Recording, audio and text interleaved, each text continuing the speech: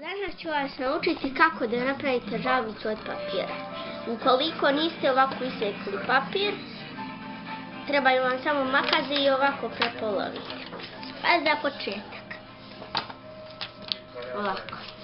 Stavite, ukoliko nemate ovako, stavite i tu. Stavite onda ovdje.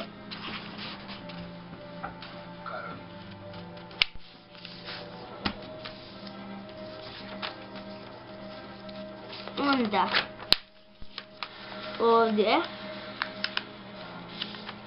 i sve tako po kraju.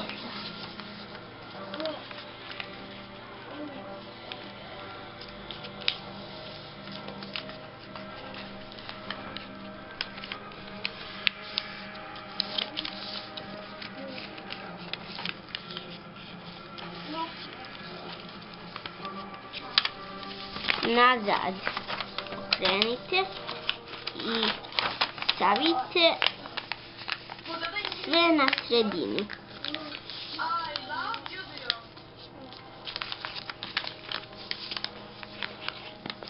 Stavite sve na sredinu.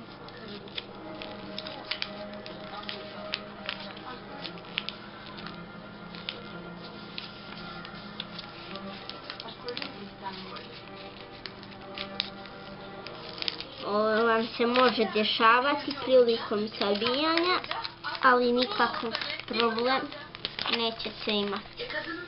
Sada stavite ovako. I vaša žabica je skoro spremna.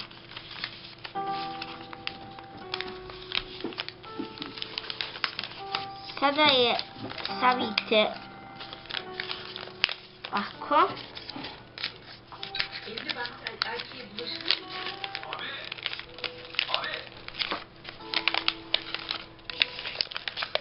I vaša žabica je spremna.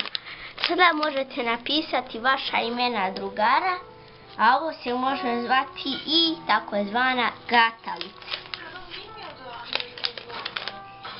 Doviđenja, do sljedećeg susreta.